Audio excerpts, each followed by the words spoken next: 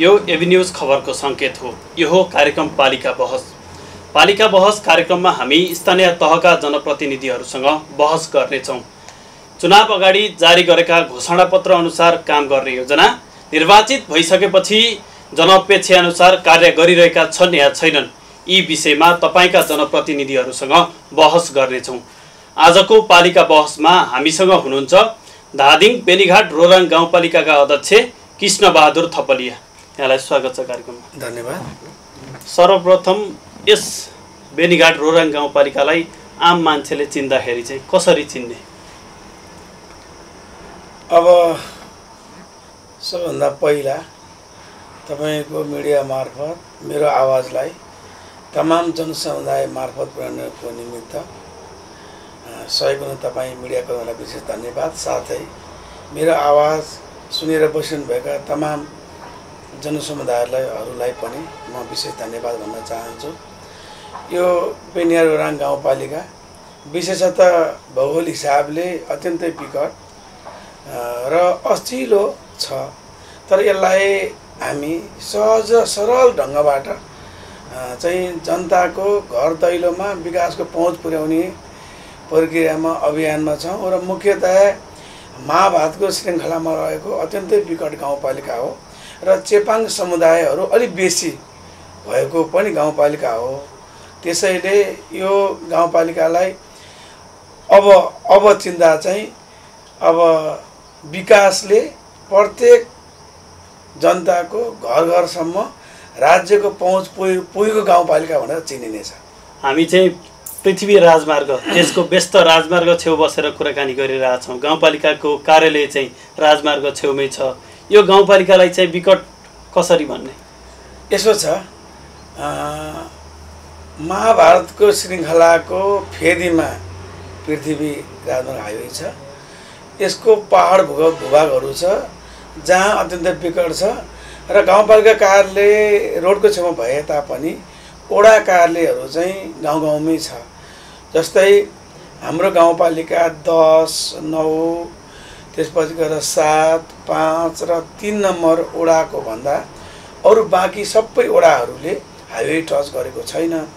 अझ साबीको महास्थान गाविस अहिलेको 1 नम्बर 2 नम्बर वडा त झन् एउटा गाविसले नै हाइवे टच गरेको छैन र अर्को 4 नम्बर वडा, 6 नम्बर वडा, 8 नम्बर वडाले पनि हाइवे टच गरेका छन् जहाँ चेपाङ समुदायहरू बेसी बसोबास गरिरहेका छन्।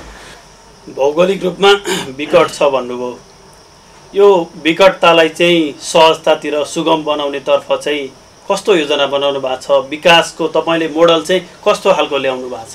यसो छ, मान्छेहरूले विकास चाहिँ मोटर बाटोमा मात्रै भनेर बुझ्दो रहेछ आजसम्म। त्यो पनि विकासको प्रमुख कारण चाहिँ हो, किनभने एक ठाउँबाट अर्को ठाउँ जोड्ने, एक गाउँबाट अर्को गाउँ जोड्ने र एक मान्छे अर्को मान्छे जोड्ने मुख्य चाहिँ रोटै हो। तर मेरो चाहिँ सोचमा र मैले अहिले गर्न लागिरहेको सोच चाहिँ मेरो सोच चाहिँ विकास चाहिँ मान्छेको चाहिँ उसमा हुनुपर्छ कि दिमागमा विकास हुनुपर्छ। जब मान्छेको चेतनामा विकास हुन्छ त्यसपछि अरू विकासहरू आफै हुन जान्छ।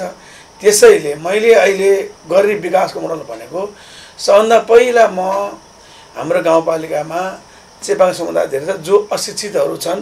हुन त हामी तपाईँको चाहिँ अब गएर चाहिँ अब शिक्षित अब गएर चाहिँ साक्षर गाउँपालिका भनेर घोषणा गरिसकेका छौँ यो विगतको समय पनि। तर साक्षरता गाउँपालिका भए तापनि शिक्षाको चाहिँ जति पनि कति मान्छे चाहिँ शिक्षाको पहुँचबाट बाहिर हुनुहुन्छ तपाईँको पालिकामा? अहिले मेरो पालिकामा शिक्षाको पहुँचबाट बाहिर त मान्छे खासै छैनन् शिक्षा त, तर शिक्षाको क्वालिटी मेन्टेन भने छैन। त्यसैले मेरो पहिलो उद्देश्य चाहिँ शिक्षाको क्वालिटी मेन्टेन हो, जसले जति हामी लगानी गर्छौँ त्यसको उत्पादनको प्रतिफल पनि राम्रो हुनुपर्छ भन्ने सोचका साथ हामी अहिले बजेट बनाउने अभियानमा छौँ, नीति कार्यक्रम बनाउने अभियानमा छौँ, सुरुवातीको चरणमा छौँ र यो नीति कार्यक्रममा चाहिँ हामी फर्स्ट प्रायोरिटी चाहिँ हामी शिक्षालाई दिन्छौँ।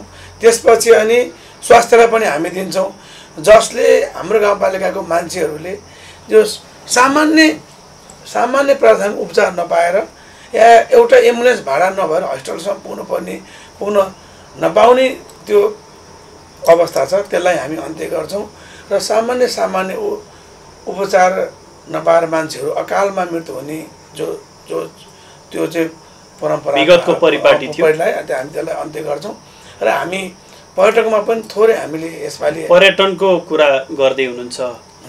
त्रिशुलीलाई चाहिँ ऱ्याफ्टिङको प्रमुख गन्तव्य मानिन्थ्यो, विगत केही वर्षदेखि चाहिँ त्यो घट्दै गइरहेछ।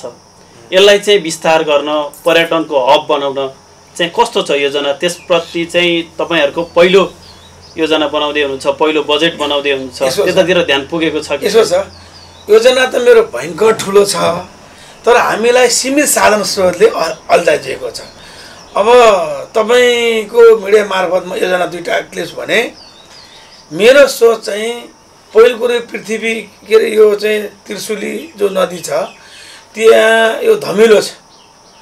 हाम्रो गाउँपालिकाले छानेर मात्रै त्यो चाहिँ नदी थिक्रिँदैन हो। यसलाई यहीँ नुवाकोटदेखि नै तपाईँले हेरिरहनु भएको छ। यसको निमित्त सिङ्गो नुवाकोट र सिङ्गो धादिङ जिल्लाका हामी जनप्रतिनिधिहरू कटिबद्ध हुनुपर्छ र म तपाईँको मिडियामा आह्वान गर्छु, यो त्रिशुली नदीलाई निलो कञ्चन र सफा त्रिशुली नदी बनाउन निमित्त सबै लागि पर्नु। यसको लागि मेरो तर्फबाट र हाम्रो गाउँपालिकाबाट गर्न पर्ने कसरत म पुरा रूपमा गर्छु र गरेको निमित्त कटिबद्ध हुन्छु। एउटा कुरा, यहाँ 15-20वटा रिसोर्ट छ, रिसोर्टहरूलाई र अनि यो राजमार्गदेखि तल्लोपट्टि साइडमा बसेका समुदायलाई, भित्रका केही राजनीतिक व्यक्तित्वलाई, केही सामाजिक मान्छेहरूलाई र केही तपाईँको व्यवसायहरूलाई भोट हालेर मैले एउटा तपाईँको चाहिँ एउटा चाहिँ पर्यटक विकास बोर्ड बनाउने मेरो विचार छ। त्यो विकास बोर्ड मार्फत र यसलाई चाहिँ पर्यटकले लाने र हाम्रो गाउँमा बुरुमदीको डाँडो छ, हाम्रो गाउँमा सुन्दरनाङको डाँडो छ, हाम्रो गाउँमा तपाईँको चाहिँ नौ गुफा छ, हाम्रो गाउँमा तपाईँको चाहिँ चैलिङको तपाईँको चाहिँ डाँडो छ, कारबाङ चोली छ, जबाङ छ, तपाईँको चाहिँ सोलीघोप्टेको पहाडहरू छ, महाभारत पर्वत श्रृङ्खला नि पर्छ, एकदम महाभारत श्रृङ्खला पर्छ, जहाँबाट तपाईँको अत्यन्तै मनोरक भ्यूहरू चाहिँ देख्न पाइन्छ। त्यसैले त्यो रिसोर्टहरू मार्फत र त्यो विकास बोर्ड मार्फत गाउँमा तपाईँको चाहिँ होमस्टेहरू चलाउने, तपाईँको चाहिँ सुन्दरनाङ्गेको डाँडोमा हामीले चिया बगान बनाउन सक्यौँ भने इलामको कन्यामा जानु पर्दैन। त्यो सोचमा चाहिँ म छु। फेरि त्यसमा म फेरि चाहिँ कटिबद्ध पनि छु, तर त्यसलाई गर्नको निमित्त तपाईँको बजेट सिलिङले धान्दैन भन्नुभयो। तपाईँसँग भिजन छ, प्लानिङ छ, तपाईँले त्यसको लागि चाहिँ एउटा रोड म्याप बनाउनु भएको छ। प्रदेश सरकार र सङ्घीय सरकारलाई घचघच्याउन मिल्दैन त्यसको लागि? अनि म त्यही त म फाइल बोकेर जाँदैछु। म साउनपछि मेरो कामै फाइल बोकेर जाने हुन्छ सरपरसमा। र मैले के भन्छ भने अर्को वर्षबाट यदि मेरो यो प्लान सक्सेस भयो, सबैले साथ, फेरि यो सबै गरेर म मात्रै एउटा सम्भव छैन। यदि कसैको दिमागमा भ्रम छ त्यो भ्रम हटाउनुपर्छ। गाउँपालिका अध्यक्ष या कुनै एउटा सीमित मन्त्री या प्रधानमन्त्रीको सम्भव छैन। देशको विकास गर्न सबै तहबाट सबै मान्छे आवश्यक छ, सबै मान्छेले समेटेर काम गरिनुपर्छ, एउटा कुरा। दोस्रो कुरा, यदि मैले त्यो गर्न सकेँ भने मेरो सोच सामान्य छ, दोस्रो वर्षबाट उता अलि यो स्टार्टिङ हुन्छ, तेस्रो वर्षबाट उता चाहिँ हाम्रो गाउँपालिकामा प्रत्येक वर्ष 50 लाख आन्तरिक या बाह्य पर्यटक दुईटै पर्यटक मिलाएर 50 लाख मान्छेलाई डुङ्गामा सहयोग गर्न सक्यो भने, मैले सामान्य नम्स लिएको छु, विकासहरू त्यहीँबाट हुन्छ, आम्दानी त्यहीँबाट हुन्छ। 50 लाख मान्छेले एक दिन, 50 लाख मान्छे एक वर्षमा आएर बोट खेल्यो भने 50 लाख मान्छेले बोटिङ गर्यो। उनीहरूले आएर एक बोतल मात्रै पानी खाइदिनु, 50 लाख बोतल पानी बिग्यो। एक छाक मात्रै खाना खाइदिनु भयो भने 50 लाख छाक खाना भयो। अनि त्यसपछि 50 लाख मान्छेले व्यवस्थापन गर्न वर्षको रोड शो हेर्दा 300 यहाँका स्थानीय युवाले त्यो तपाईँको पर्यटन क्षेत्रमा मात्रै काम पाउने रहेछ। अनि 50 लाख मध्ये 10% मात्रै मान्छे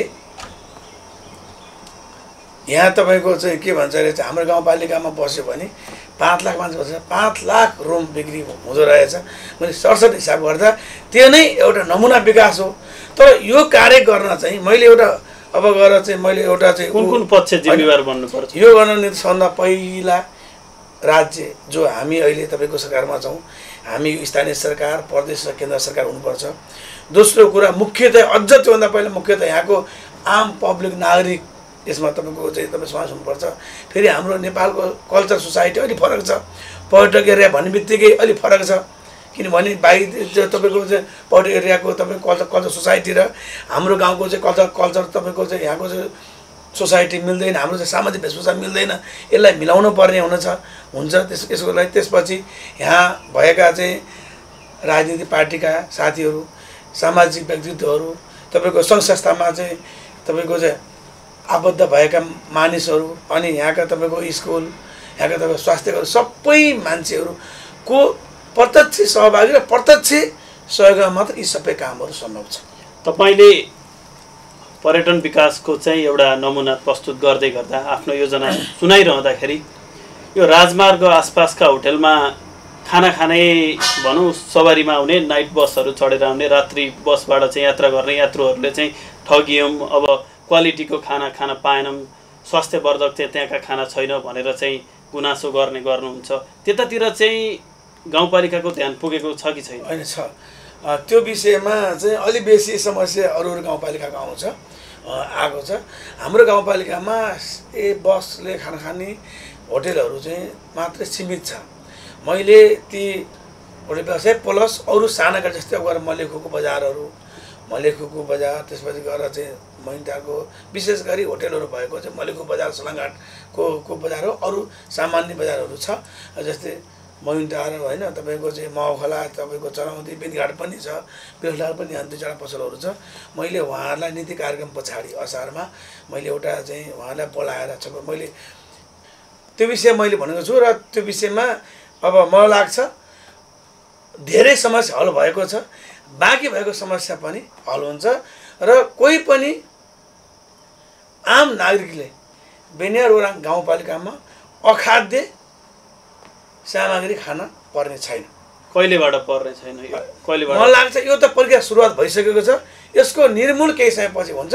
मलाई लाग्छ धेरै होटेलहरूमा त्यो छ, बासी खाना भयो त्यसलाई डम्पिङ गर्ने, त्यसलाई चाहिँ तपाईँको चाहिँ डिस्ट्रिक्ट गर्नुपर्नेलाई चाहिँ लाग्नु। त्यसको निमित्त बरु हामीले सहयोग गर्नुपर्छ नि, गभर्मेन्टले सहयोग गर्छौँ भनेर हामीले छलफल चलाएका छौँ। मलाई लाग्छ त्यो समस्या छैन जस्तो मार्केटमा म बुझ्छु। यदि त्यस्तो भएको छ भने पनि हामी उहाँहरूलाई तत्काल हामीले तपाईँको स्थानीय स्वायत्त ऐन अनुसार कारबाही गर्छौँ। तपाईँ भूमिगत राजनीतिमा लामो समय सक्रिय रहनुभयो। भूमिगत राजनीति र गाउँपालिकाको प्रमुखसम्म आइपुग्दाखेरि चाहिँ यात्रा कस्तो रह्यो? धेरै फरक छ। के छ? मेरो सायद म जन्मेर थाहा पाउने भएपछि हो, मैले राम्रो तालले बोल्न सक्ने भएपछि भूमिगत राजनीति सुरु गरेँ। जहाँ मेरो भूमिगत राजनीति मेरो 12 वर्षदेखि 11 वर्ष पुरा हुने बेलाबाट सुरु भयो। 53 सालदेखिबाट मेरो भूमिगत यात्रा सुरु भएको र भूमिगत राजनीति त्यो एउटा पार्टीको राजनीति थियो र त्यो हामी एउटा निश्चित उद्देश्य प्राप्तिको चाहिँ पोलिटिक्स थियो, जसले तपाईँको समाज परिवर्तनको निमित्त सङ्घर्ष गर्नु पर्थ्यो। त्यहाँ छुट्टै अनुशासन थियो र यहाँ यो सरकार चलाइरहँदा यहाँको चाहिँ फेरि छुट्टै राजनीतिक हुन्छ। किनभने म यहाँ आएपछि सार्वजनिक मान्छे भएको छु, मैले सबैका समस्याहरू बुझ्नुपर्ने छ, सबैका भावनाहरूलाई बुझ्नुपर्ने छ। मलाई भोट हाल्ने या नहाल्ने पनि, मलाई सपोर्ट गर्ने पार्टी या अर्को पार्टी पनि सबैको मैले चाहिँ समेटेर लानुपर्ने छ। यसको मैले यसो डिफ्रेन्ट हेर्दा जीवनशैली, किनभने मैले यहाँ कुर्सीमा बसिरहँदा यहाँ मैले साँझ बिहान गर्ने कार्यले, मेरो बोल्ने शैलीले, मेरो चाहिँ तपाईँको चाहिँ सोसाइटीले या मैले गर्ने कार्यले पनि यो समाजमा धेरै कुराको असर पर्नेछ। यसले चाहिँ दखल पाइरहेछ। मैले इभन खाने र बस्ने कुराले पनि चाहिँ यसले प्रत्यक्ष रूपमा चाहिँ दखल पर्ने, असर गर्ने भएको कारणले गर्दा यो चाहिँ लामो र तपाईँको ठुलो दूरीको ग्यापिङ छ यो बिचमा। भूमिगत कालमा कस्तो थियो जीवनशैली र अहिले कस्तो छ? गाउँपालिका अध्यक्ष भइसकेपछि चाहिँ कस्तो छ? मेरो भूमिगत कालमा पनि सरल जीवनशैली छ। सरल जीवनशैली थियो, त्यहाँ त त्यस्तो हाइफाई हुने कुरै थिएन। र मैले यहाँ पनि मैले विगतमा पनि भनेको छु, यहाँ पनि म भन्छु, अफिसियली कार्यक्रमहरूमा अफिसियली काममा मैले सरकारी गाडी युज गरौँला, चढौँला। तर म 5 वर्ष मेरो जीवन जसको मेरो गाउँपालिकाको अध्यक्ष यात्रा म अत्यन्तै सरल र सहज ढङ्गबाट सरल जीवनशैलीका साथ बिताउने र चलाउने चाहिँ मैले सोचेको छु। तपाईँलाई अझ मेरो मनकै कुरा भन्न पर्दा म गाउँपालिकाको अध्यक्ष त छु, तर वास्तवमा मलाई गाउँपालिकाको अध्यक्ष भएछु है भने त्यस्तो दम्म छैन र म चाहिँ सरकारको प्रमुख भएछु बिस्तारै बनाउँदै जानु नि त्यो पनि छैन। किनभने मेरो चाहिँ फ्यामिली ब्याकग्राउन्डले र मेरो बाको आमाको दाइ भाइको आदर्शले पनि मलाई त्यो दम्म पलाउने ठाउँसम्म जान दिँदैन। तपाईले यहाँ भूमिका राजनीति जोड्नुभयो। मेरो त भूमिका राजनीतिमा दाइ भाइ बालाई आर्मीले मारेका र आमा आफैले यी सबै पीडा सर्न छ सुसाइड गरेर तपाईँको बित्नु भएको। त्यसैले उहाँहरूको चाहिँ त्यो तपाईँको आदर्शले पनि मैले त्यतापट्टि जान मिल्दैन। अर्को कुरा म चाहिँ फेरि मेरो आमा चाहिँ चेपाङ समुदायको हो होइन। त्यसैले अधिकांश पिछडेका पीडित गरिब चेपाङ समुदाय छ। म चेपाङ समुदायको भान्जाको नाताले पनि मैले मामाले भन्दा माथि जीवनस्तर उठाएर अहिले भर्खरै तपाईँको के न गरिहाल्नुपर्छ भन्ने मेरो त्यस्तो सोच छैन। तपाईँहरूलाई म यति भन्छु, म मेरो 5 वर्ष कार्यकाल सहज सरल एकदम सामान्य ढङ्गबाट बिताउने नै सोचमा छु। त्यसै नै बिताउँछु। मैले तपाईँलाई अहिले भने सायद तपाईँहरूले अहिले मलाई सुरुमा लिनुभएको इन्टरभ्यू 5 वर्षको अन्तिममा आएर पनि लिनु होला।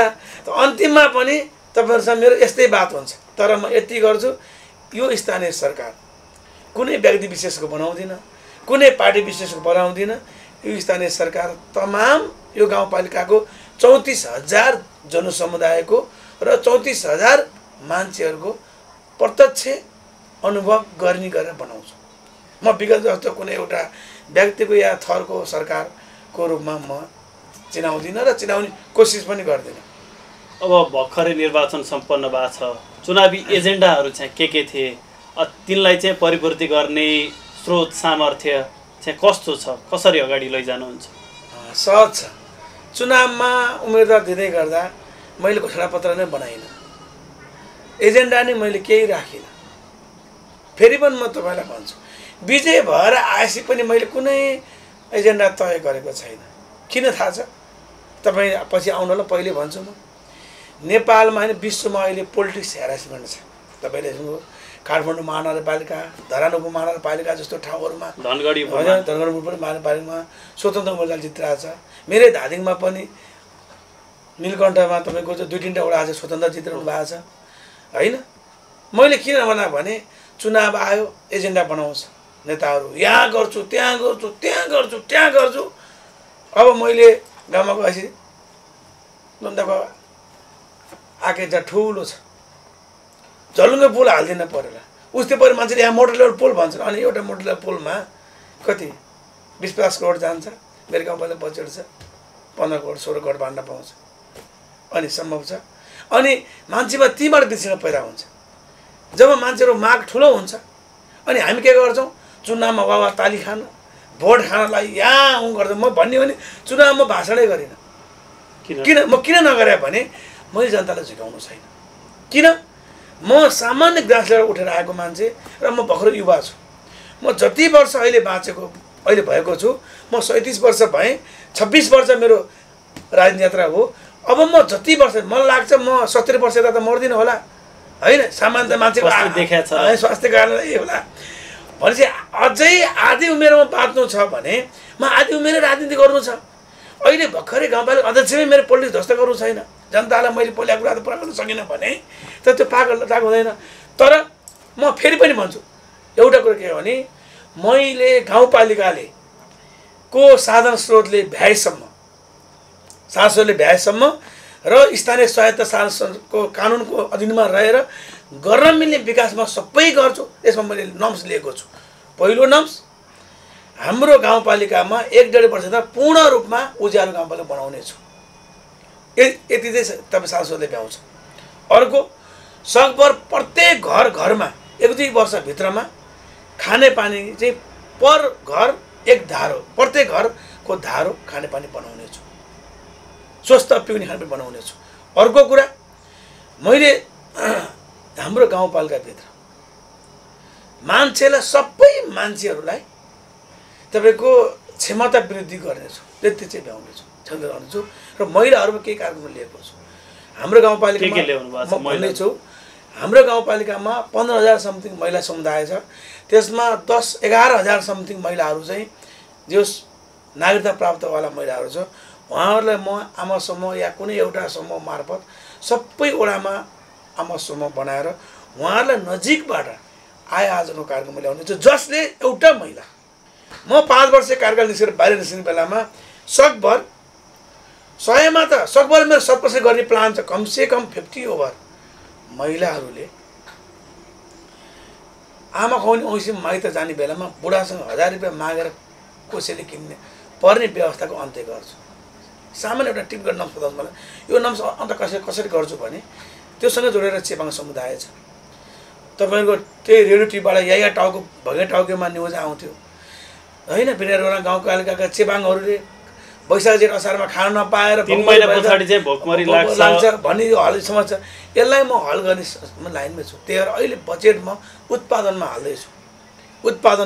कसरी एउटा सामान्यमा एउटा टिप्पणी नम्स दिन्छु, त्यो कार्यक्रम गर्दैछौँ हामी के गर्छौँ भने 200 घर पहिलोचोटि 200 घर चेपाङहरूलाई एउटा वडामा म उहाँहरू समुदाय बनाउँछु। उहाँहरूको जग्गामा कफी खेती गर्न प्रोत्साहन गर्छु। कफीको बिरुवा गाउँपालिकाले दिन्छ, हामी व्यवस्था गर्छौँ कि तपाईँको त्यसको लागि चाहिँ अनि त्यसको मल हामी गाउँपालिका दिन्छौँ। त्यसको उपचार छ नि, उपचार दक्ष जनशक्ति होइन। अनि त्यसपछि त्यसको उपचार पनि हाम्रो चाहिँ जेटिए भेटनरी हामी गाउँपालिका गर्छौँ र उहाँलाई कृषिको निमित्त जति घरमा हामी 200 घरको समूह बनाउँछौँ उहाँहरूलाई हामी नै तालिम दिएर उहाँहरू मात्रै चेपाङहरूको जमिन जहाँ कि राम्रा अरू आम्दानी हुँदैन, जमिन र मेन पावर उहाँ लागू गर्छ। त्यसपछि त्यो उत्पादन हुने बेलासम्म सबै खर्च गाउँपालिकाले बेहोर्छ, उत्पादन हुन्छ नि। त्यसपछि अनि फेरि अर्को एउटा युवा टोली हामीले सोचिरहेको छु, युवा स्वरोजगार पनि मैले हेरिरहेको छु। अनि अर्को 5 भाइलाई फेरि कफी प्रशोधन मेसिन राख्न प्रेरित गर्छु। त्यहाँ पनि केही अनुदान व्यवस्था गर्छौँ हामी सर्टेन। उहाँले यो चाहिँ युवा लक्षित। अनि किसानले के गर्छ, कफी उत्पादन गर्छन्, त्यो उत्पादन गर्नेसम्मको पैसा सरकारले बेहोर्छ। अनि ती चेपाङहरूले या त्यो किसानले त्यो कफीलाई प्रशोधन केन्द्रमा बेच्छ र पैसा आय आर्जन गर्ने गर्छ। अनि अर्को कुरा चाहिँ हामी आम्दानी खर्च बराबर छ। अब आम्दानीलाई सुनिश्चित गर्ने उपाय के छ भने विसङ्गति र विकृतिको विरुद्धमा हामी अभियान चलाउँछौँ। तपाईँलाई म त बताउँदैछु। मेरो गाउँको लेख चेपाङ समुदाय छ जहाँ तपाईँको बजारदेखिबाट बेरहरू जान्छ सिटामोल पुग्दैन होइन, शिल्पाक रक्सीहरू जान्छ।